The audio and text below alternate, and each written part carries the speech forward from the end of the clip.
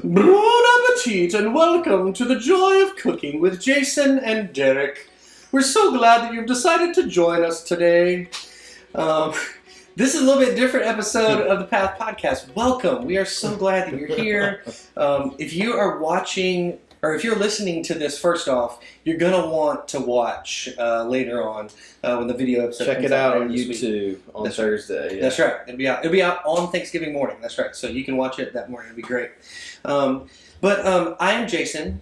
I'm Derrick. And today, since it is Thanksgiving week, we are going to share a couple of our favorite Thanksgiving recipes and just kind of talk about that here for a few minutes. But we would love, even before we finish up here, we would love to hear from you. Like if you have a favorite Thanksgiving recipe that you're like, every Thanksgiving this has to be on the table kind of thing. We would love to hear about that. You can comment or you can email us at thepath@lafayettefirst.life. We'd love to hear those. We may even try out some of those recipes. Yes. Yeah. So, but Derrick is going to share his recipe with you first, and so I'm going to let him take it away. Yep. All right. Well, I'm just doing Southern dressing. Mm-hmm. It's one of my favorite things to eat at Thanksgiving. Yeah. As I have found that many people enjoy that. I do like some dressing. Yeah. So I have pre-cooked two, I don't know, medium to small size. Beautiful. Cornbreads. And so first thing we're going to do is just going to crumble those jokers up inside of here. I'm probably going to say those jokers a lot. That's all right. That's a technical term in cooking. I'm not sure that is appropriate for a real cooking show, but for our podcast, it's just the way I do. So I'm going to crumble those up real quick like. Yeah. This is also, in case you didn't know, this is also our pitch for our own Food Network show. Yeah, so, it is. So we're working. The joy of cooking. That's right. They'll probably balk at that. I'm just thinking. I'm sure they probably will. There's got to be some proprietary stuff with some copyright infringement. Yeah, sure. Absolutely. So, but yeah. So just going to crumble it up. It's going to take just a second, and then we will get to the next thing. Do you like Southern dressing? I love it. Yeah. It is.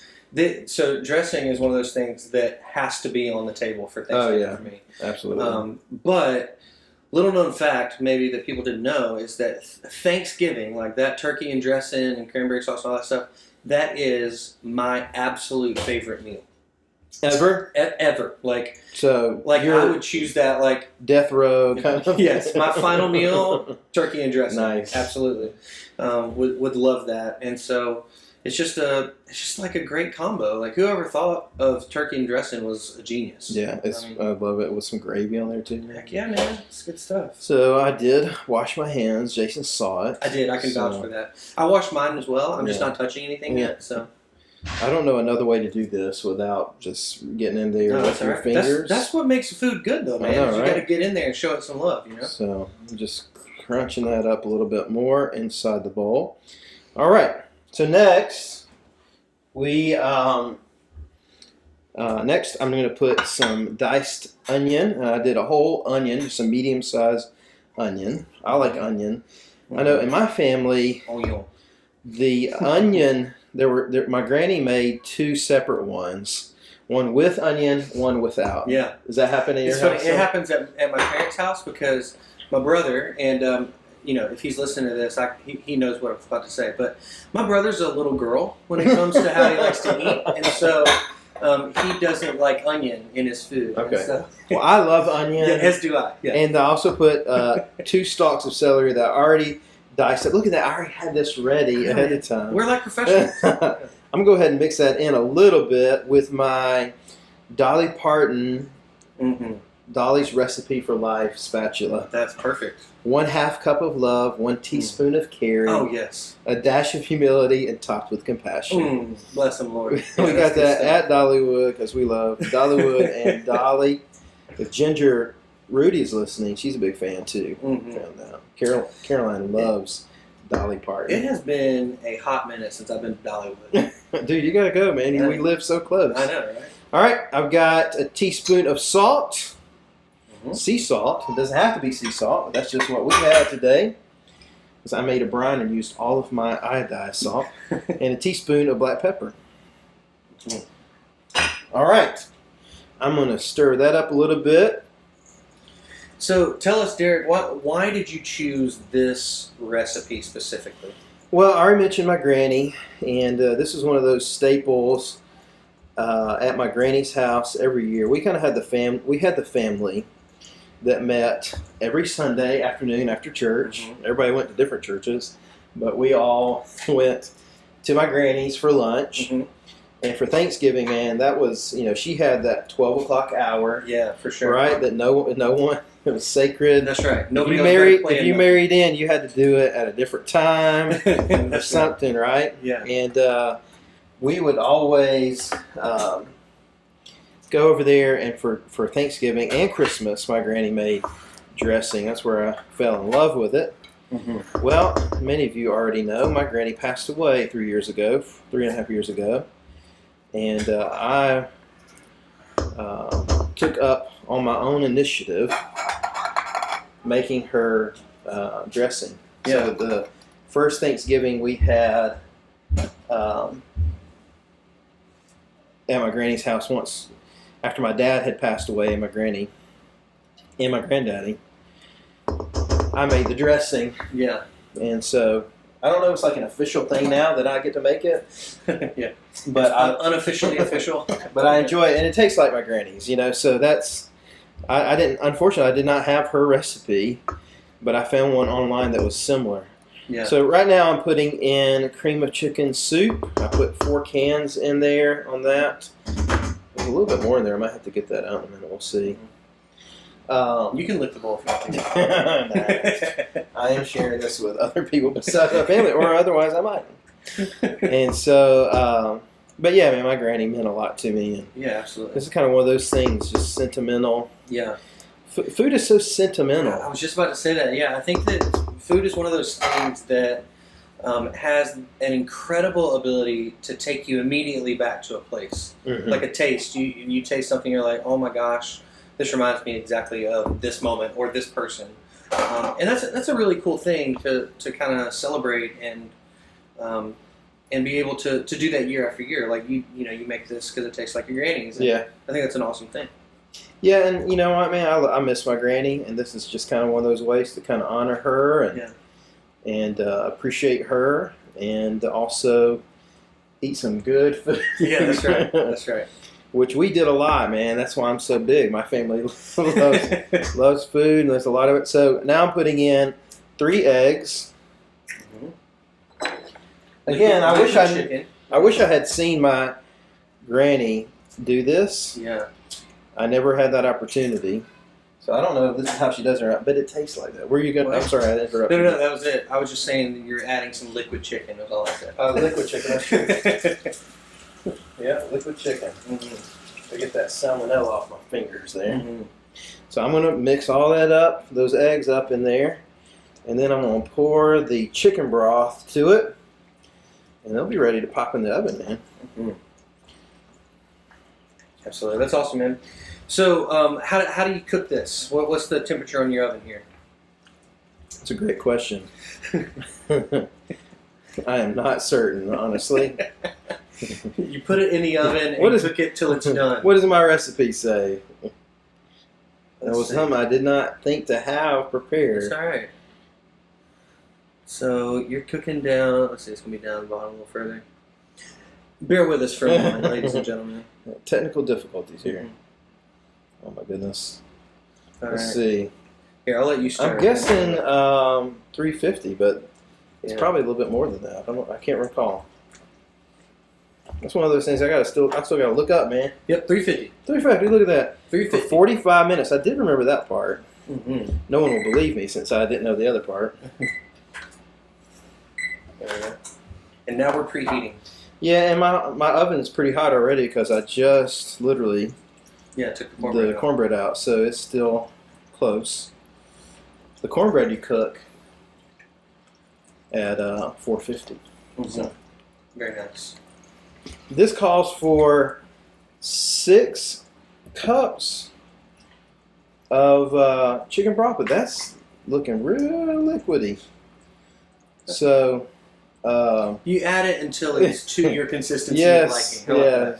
yeah. I'm looking for consistency here.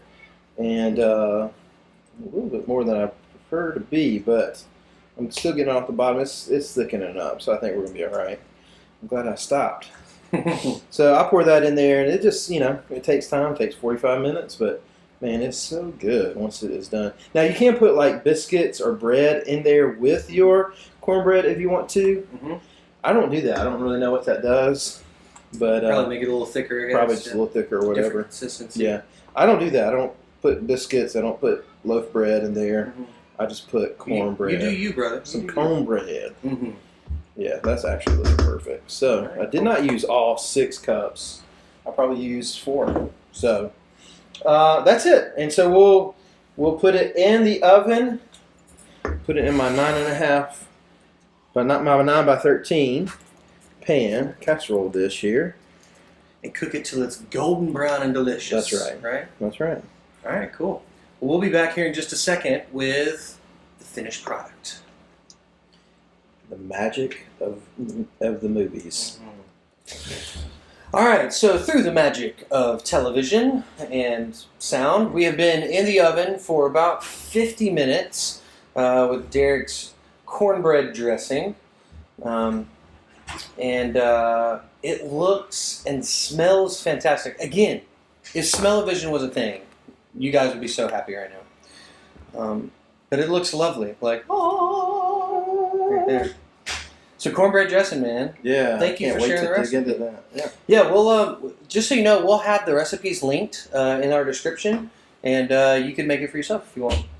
But next, I'm going to share my recipe with you. So I'm looking forward to that. We'll be right back.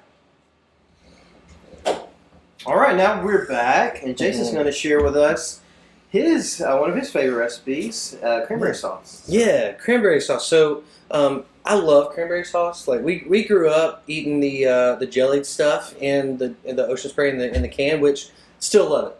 It's great stuff. But this is like a little bit more sophisticated, maybe. A little more bougie. A little more bougie, if you will. Yeah. So what we're going to start with is a bag of whole cranberries, right? And that's just going to go straight into your pot here. Hold on. If I can get it open. Wait for it. There it is. Got it. All right. So cranberries, just straight into the pot here. And cranberries are awesome, little berries. They float. And so into that pan, I also have an orange here.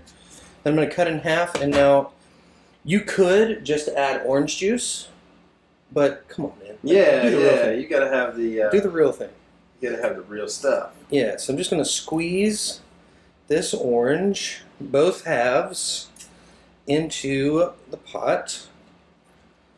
You guys didn't know I was so strong, did you? All right, I'm going to borrow your towel here. Go for it, man. All right, then to that, I'm going to add about a third of a cup of sugar, because cranberries are really tart. So if you were to just go no sugar, this would be really, really tart. So sugar, then I'm going to add about half a teaspoon of cinnamon. And then I'm going to add just a little bit of nutmeg. Now, nutmeg is that stuff that makes people go, what is that? That's nutmeg. Now, I'm going to use fresh nutmeg. You can get ground nutmeg, but come on, again, if you're going to spend the time to cut an orange in half, do it yourself, man. Do it yourself. Get yourself a little microplaner thing and grate it right in there. This is so aromatic. I know, right? Yeah. This is good, but I also wanted to say aromatic. No, I appreciate that. Aromatic's a good word. You're gonna go with about a quarter teaspoon of nutmeg there. So not a lot. A little bit of nutmeg goes a long way. Don't forget that. Then what we're gonna do, I'm just gonna add a little bit of water to this, just to give it some liquid in there, and then you put a lid on it. And you put it on the stove and you put the spurs to it, because this one, which one? Yep, that one. Ooh, fancy.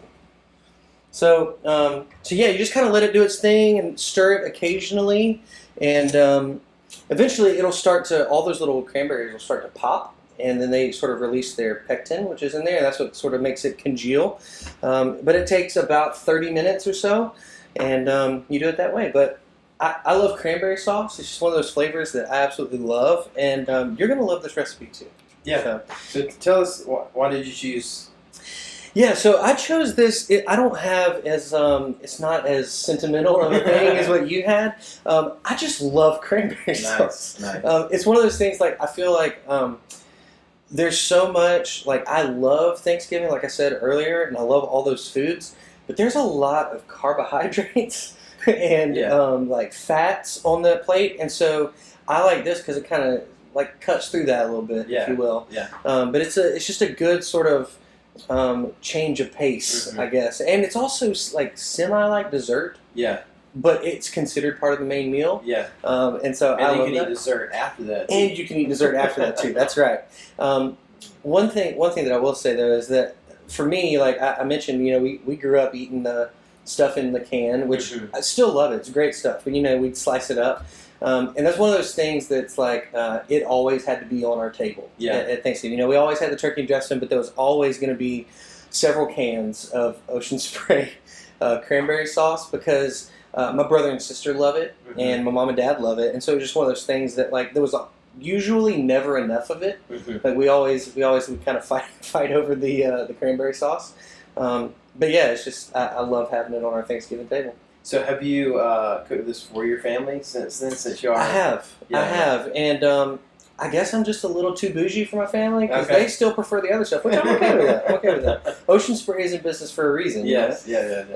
But yeah, I like it like this. I like the texture of it. I know that sounds stupid, but I just do. I like the texture, and it's a little bit different from the canned stuff, and yeah, it's just good. I can't wait to try it, man. Yeah, I hope you like it.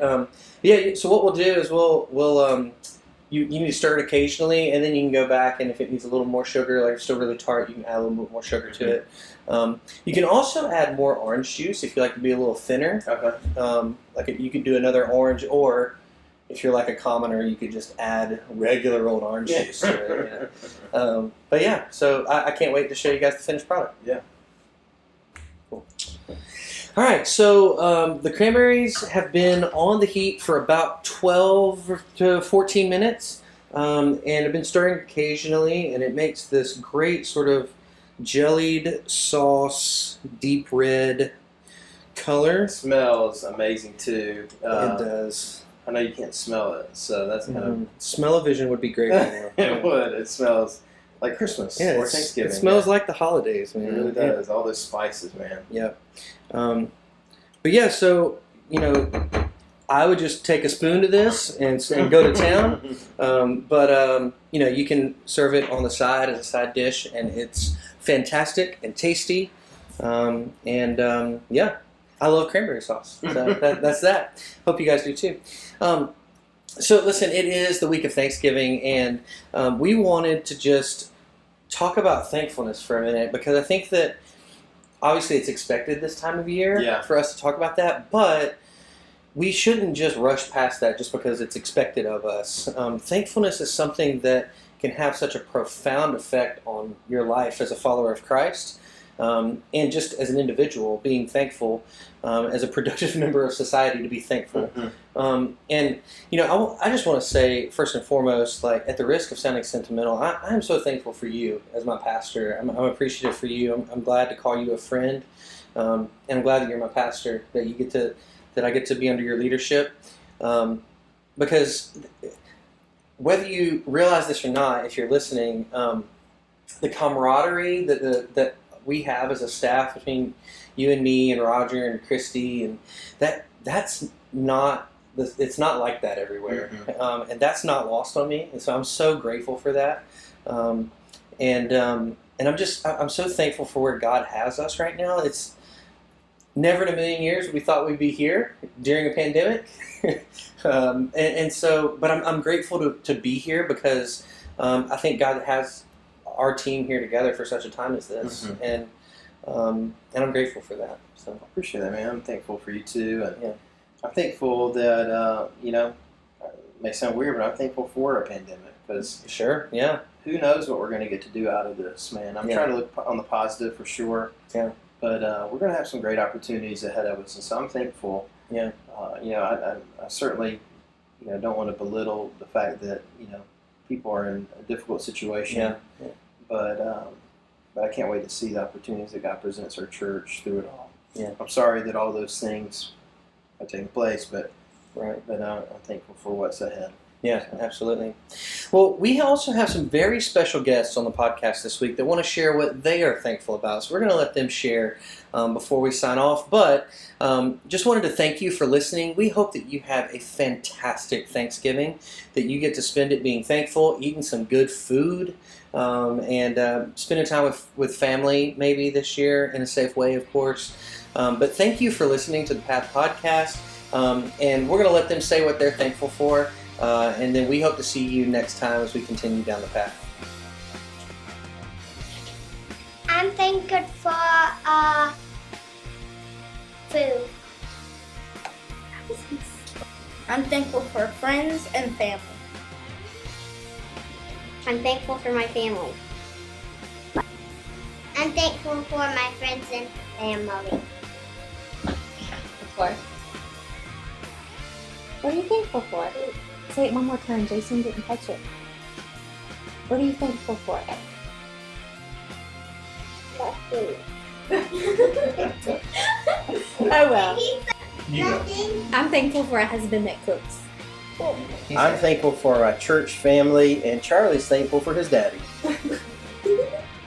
I'm thankful for God. I'm thankful for food.